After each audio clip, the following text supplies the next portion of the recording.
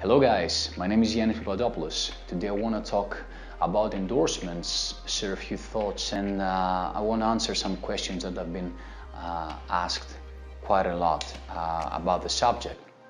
So what is an endorsement? An endorsement is like a business relationship between you and the company. So by the definition, we understand that you give something to the company and they give you something back in return. So how does it work? People think that, you get an endorsement deal and suddenly you get all this free stuff floating around your house or whatever. It's not exactly that, or it's not exactly that always.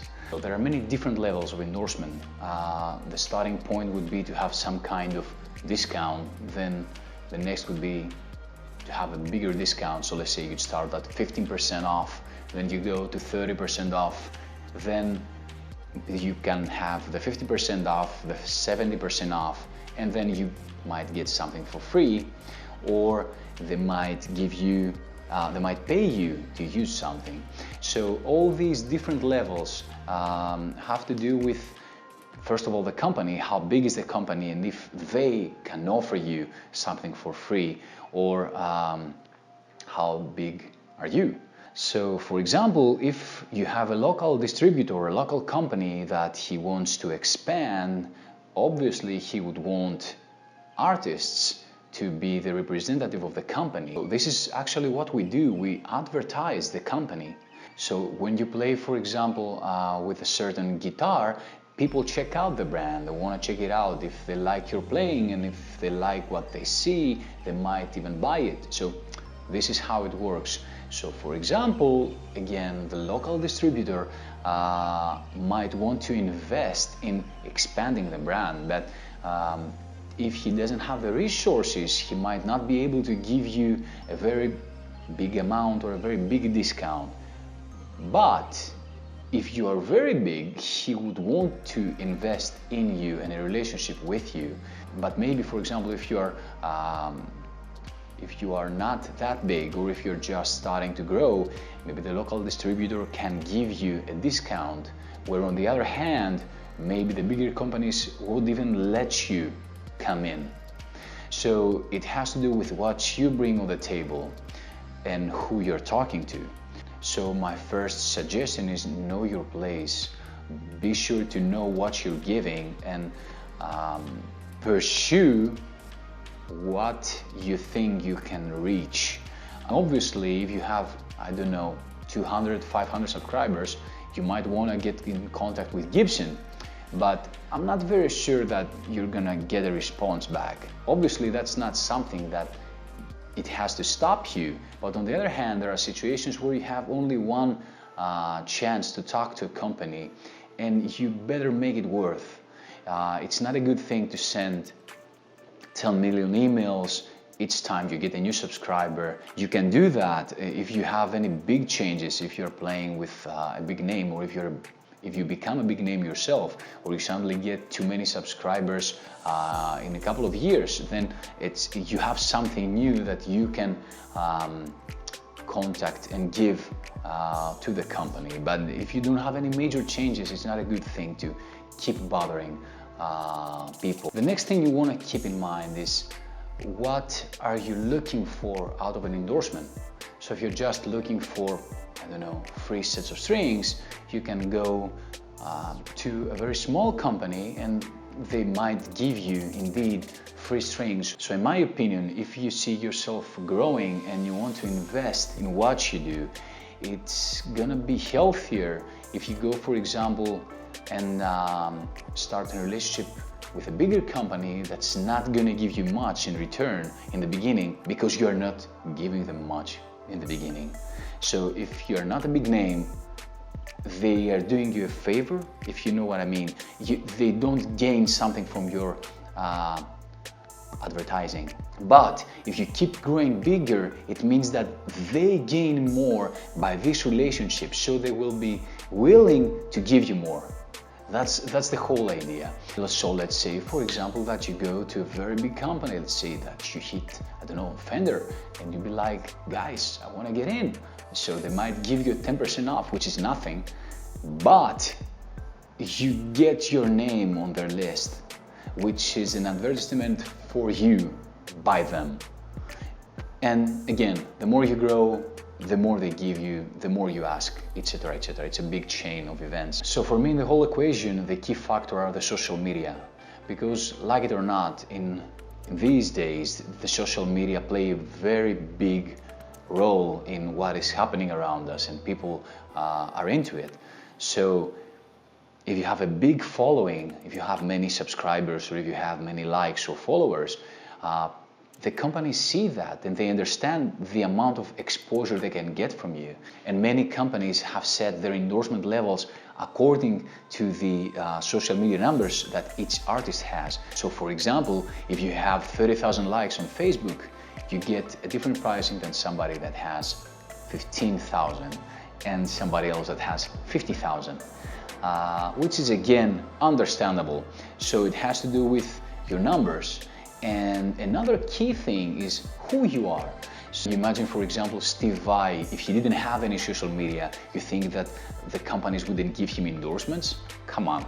I mean, it's obvious that it matters who you are, your history, and also if it's your name on the wall or not. For example, if you're playing for John Bon Jovi, then obviously it's a big thing, especially if you're a member of the band or something like that. And it's a totally different thing if you're playing, for example, for Rihanna.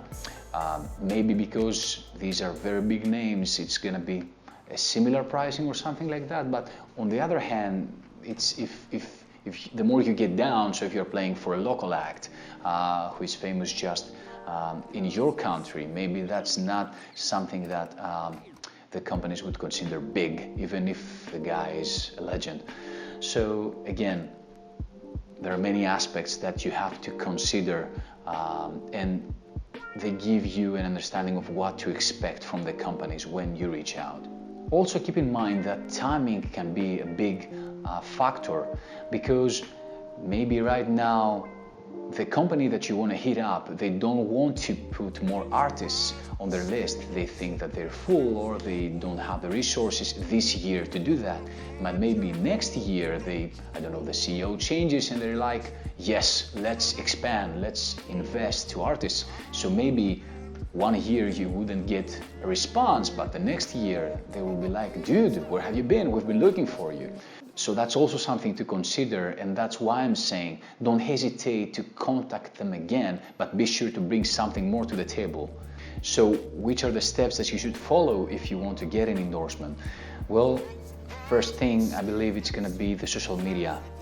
Build a strong following, build a fan base that people want to see you play and see with what you play, what you wear when you play, what you're holding when you play. It's very important. And number two, well, start thinking about the stuff that you have done. If you have played, for example, for a big name or anything, just keep track of your path.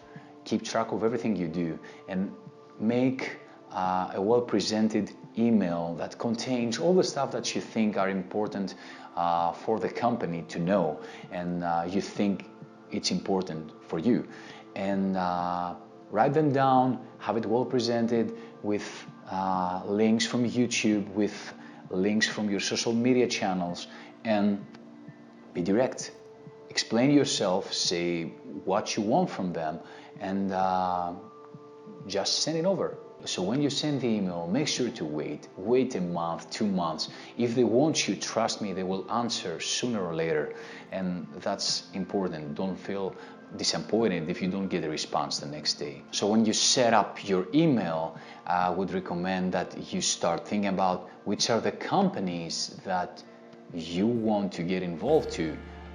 Also keep in mind what we discussed a few minutes ago about who you are and how do you see yourself in the future. So this is what I did back in the days. I used to make a list with the companies that I was interested in, and then I was starting to check which are the artists that they have, and more or less if they have people around my following numbers, and how they were moving, how the other people were doing it. And also it has to do where you live, because if you are in the US and the company is US based, it's going to be much more easy to contact them and find somebody that knows somebody that's gonna bring you in touch with somebody, and next thing you know, you might be endorsed by a big company the next day.